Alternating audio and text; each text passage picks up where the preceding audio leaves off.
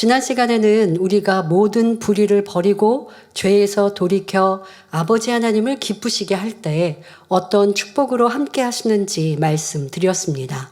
오늘부터 시작되는 욥기 23장에서는 다시 욥이 입을 열어 대답합니다. 본문을 보면 욥의 원망이 갈수록 심해져 가고 있음을 알 수 있습니다. 욥기 23장 1절 2절에 욥이 대답하여 가로되 내가 오늘도 혹독히 원망하니 받는 재앙이 탄식보다 중함이니라 말합니다. 하나님께서 욥의 자녀들을 데려가시고 재물을 다 거두어 가셨을 때까지만 해도 욥은 인내하고 감사하며 하나님을 원망하지 않았습니다. 그러나 자신의 온몸에 악창이 나서 더 이상 견디기 어려워지자 원망과 탄식이 나오기 시작했지요. 그때부터 계속하여 하나님을 원망해 왔는데 점점 고통이 심해지니 이제는 혹독히 원망한다라는 표현까지 나오는 것을 볼 수 있습니다. 욥이 원망을 하되 혹독히 원망할 수밖에 없는 이유는 자기에게 임한 재앙이 자신의 탄식보다 더 크기 때문이라고 말합니다. 욥이 견딜 수 있는 한계에서 벗어나 얼마나 큰 고통을 당하고 있는 상태인지를 잘 표현한 말입니다. 그러면 여러분들이 욥과 같은 처지에 있다면 어떻게 하시겠습니까? 여러분의 자녀와 재산을 하나님이 다 거두어 가셨을 뿐 아니라 온몸에 악창이 생겨서 아니면 온몸에 질병이 생겨서 견딜 수 없는 고통을 받고 있습니다. 게다가 배우자나 일가 친척이 여러분을 떠나고 아랫사람들에게까지 갖은 수모를 당하고 있습니다. 또 믿었던 친구들은 여러분을 위로하기는커녕 오히려 악하다고 판단 정죄하며 비웃습니다. 여러분이 이렇게 비참한 상황이 된다면 욥처럼 혹독히 하나님을 원망하며 교회를 떠나시겠습니까? 아니면 모든 상황 속에서도 하나님을 믿음으로 감사하며 기도하시겠습니까? 만일 나는 결코 하나님을 원망하지도 않을 것이고 하나님을 떠나지도 않을 것이다 라고 자신 있게 말할 수 있다면 이런 분들은 진정 믿음이 있는 분일 것입니다. 그러나 사람이 본성 속에 있는 간사함, 변개함의 속성을 온전히 버리고 성결을 이루기 전까지는 자기의 마음을 자기 자신도 모릅니다. 하나님께서 순전하고 정직하다 칭찬하셨던 욥도 감당할 수 없는 시험과 환난 앞에서는 온갖 악들이 드러나는 것을 볼 때 온전히 성결을 이루기 전에는 어느 누구도 내일 일을 장담할 수 없는 것입니다. 자, 그리고 우리는 이러한 욥의 모습 속에 꼭 깨우치고 명심해야 할 것이 있습니다. 자신의 고통이 아무리 심하다 해도 혹독한 원망과 탄식이 그 문제를 해결해 주지 못한다는 사실입니다. 하나님께서는 힘들고 괴로울 때 우리에게 어떻게 하라고 하셨습니까?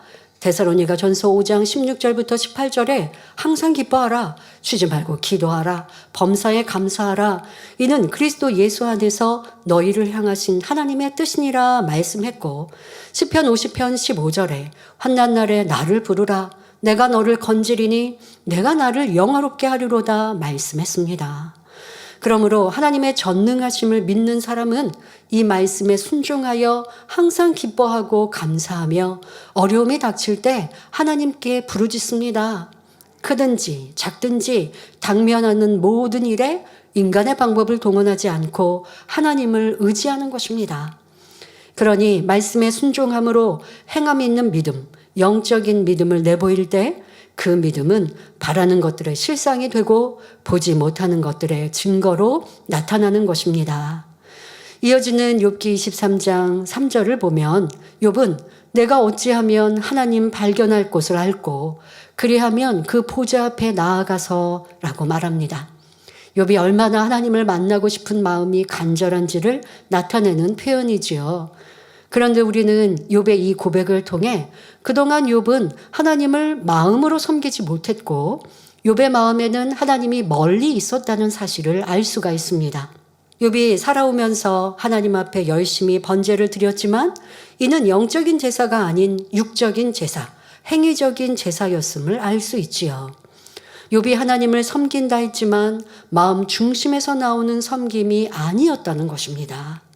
하지만 하나님께서는 욥의 순전하고 정직한 모습을 보시고 그를 연단하여 하나님을 마음으로 섬길 수 있도록 이끌고 계십니다. 이 연단 중에 욥은 참을 수 없는 고통의 한계에 다다라서 내가 어떻게 해야 하나님을 만날 수 있을까 하며 하나님 계신 곳을 알 수만 있다면 당장이라도 그분 앞에 찾아가 하소연하고 싶은 심정이었습니다. 그러면 우리가 어떻게 해야 하나님을 만날 수 있을까요? 욥이 안타깝게 내가 어찌하면 하나님 발견할 곳을 알고 한 대로 하나님은 어디에 계실까요?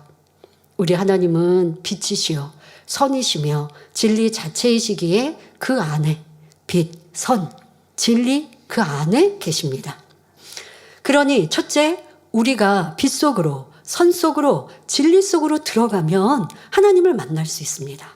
요한일서 1장 5절에 하나님은 빛이시라 그에게는 어두움이 조금도 없으시니라 했고, 요한복음 1장 1절에 말씀은 곧 하나님이시니라 했습니다. 이처럼 빛은 하나님 자체이며 하나님의 말씀을 의미합니다. 따라서 우리가 진리인 하나님의 말씀대로 행하는 것이 바로 빛 가운데 거하는 것이지요. 반대로 어둠은 원수마귀에게 속합니다. 그러므로 어둠에 속하는 악과 비진리를 벗고 하나님의 말씀대로 순종하는 것이 바로 하나님을 만나는 길이 되는 것입니다. 또한 선 속으로 들어가야 하나님을 만날 수 있습니다. 그런데 선에는 육적인 선과 영적인 선이 있습니다. 육적인 선은 사람이 태어난 후 부모와 형제, 선생님, 이웃을 통해 배웁니다. 또 여러 성현의 가르침을 통해 배우기도 하고 다양한 책을 통해 배우기도 합니다. 이렇게 세상에서 배운 옳음과 그름, 선과 악을 자신의 뇌세포에 있는 기억장치에 입력하고 마음 안에도 심어 놓습니다. 이 과정에서 내가 선이라고 생각하는 것을 양심이라 하며 선악의 판단 기준으로 삼습니다. 그런데 사람들은 각기 다른 부모, 다른 환경, 각기 다른 교육 속에 가르침 받았기에 각자 다른 육적인 선을 만들었고, 그러니 사람마다 양심, 선악의 기준이 다 다릅니다. 또한 양심은 시대와 나라 또는 문화와 지역에 따라 많은 차이가 납니다. 그러므로 우리의 양심은 선악을 분별하는 절대적인 기준이 될 수 없습니다. 우리는 오직 진리 자체이신 하나님 말씀만이 선악의 절대 기준이 되어야 합니다. 자신의 가치 기준으로 만들어 놓은 육적인 선은 하나님과 상관없기에 우리는 육적인 선이 아닌 영적인 선을 가져야 합니다. 자, 영적인 선이란 진리 자체이신 하나님으로부터 오는 선을 말합니다. 하나님의 근본 속성이 선이며 하나님의 생각과 뜻 자체가 선입니다. 그러므로 우리가 영적인 선을 가지려면 하나님 말씀을 통해 내가 깨닫지 못했던 자신의 악과 의와 틀을 발견하고 버려나가야 합니다. 그리고 하나님 말씀 안에 있는 영적인 선을 행해 나가면 진리가 내 안에 들어와 자리 잡게 됩니다.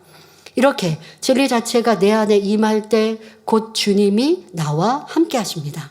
우리가 하나님을 만나려면 둘째로 하나님을 간절히 찾아야 합니다. 잠언 8장 17절에 나를 사랑하는 자들이 나의 사랑을 입으며 나를 간절히 찾는 자가 나를 만날 것이니라 말씀합니다. 그러면 우리가 어떻게 하나님을 간절히 찾아야 하는 걸까요?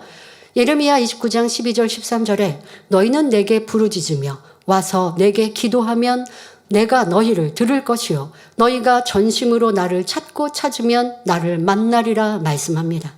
즉 우리가 하나님 앞에 나와 부르짖어 기도하면 하나님이 들으시고 우리가 하나님을 전심으로 찾고 찾으면 만나주신다는 것입니다.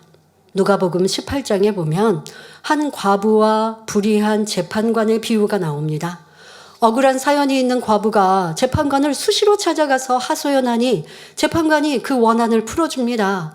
불의한 재판관도 과부가 간절히 도움을 요청하니 들어주는데 하물며 사랑의 하나님께서 자녀들이 믿음으로 부르짖을 때 속히 들어주시지 않겠느냐는 말씀입니다.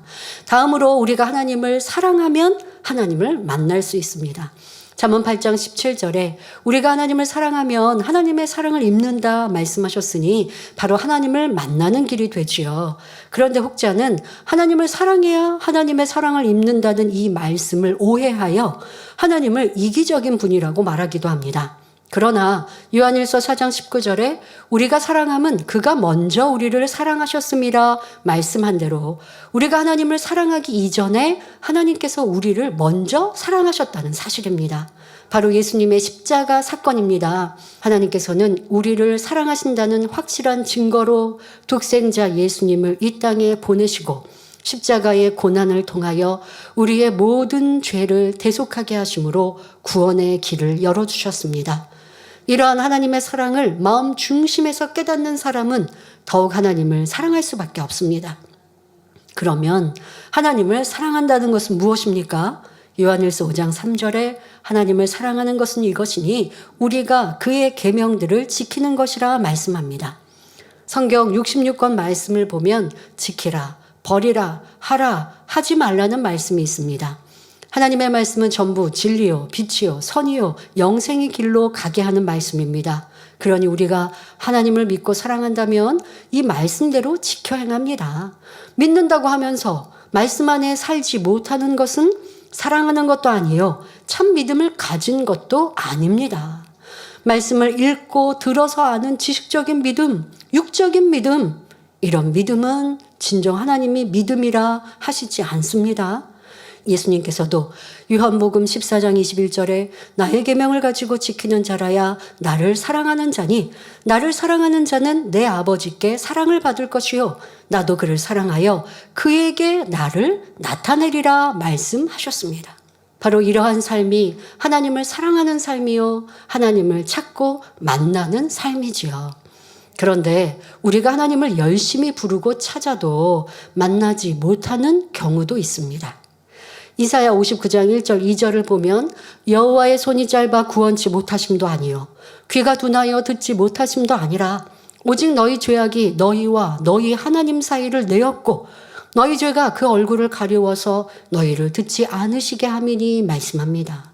하나님께서는 우리의 모든 문제를 해결해 주실 수 있는 능력을 갖고 계시지만 우리가 죄를 지으면 하나님과 우리 사이에 담이 생기므로 아무리 금식하고 기도해도 하나님께서 듣지 않으신다는 말씀입니다. 그러므로 하나님을 만나기 위해서는 무엇보다도 먼저 죄의 담을 헐고 하나님이 계신 빛과 선, 진리 속으로 들어가야 합니다. 하나님께서는 사랑하는 자녀들에게 영육간에 좋은 것을 주시려고 늘 준비하고 계시는 분입니다. 누구든지 스스로 마음문을 열고 중심에서 하나님을 찾으면 만나주시며 응답과 축복의 길로 인도하시지요. 요한계시록 3장 20절을 보면 주님께서 볼지어다 내가 문 밖에 서서 두드리노니 누구든지 내 음성을 듣고 문을 열면 내가 그에게로 들어가 그로 더불어 먹고 그는 나로 더불어 먹으리라 말씀한 대로입니다. 그런데 하나님을 만남에 있어서 가장 기본적이면서도 중요한 것은 간절함입니다. 이사야 55장 6절에 너희는 여호와를 만날 만한 때에 찾으라 가까이 계실 때에 그를 부르라 말씀합니다.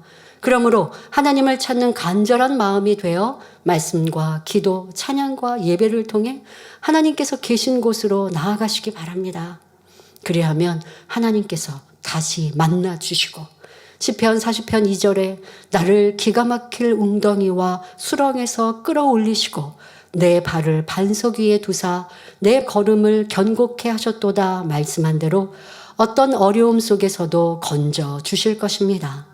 또한 매일 매순간 선 속으로 빛 속으로 진리 속으로 들어가 하나님을 만나심으로 여러분의 삶에 은혜와 평강이 가득하며 응답과 축복이 넘쳐나기를 주님의 이름으로 축원합니다.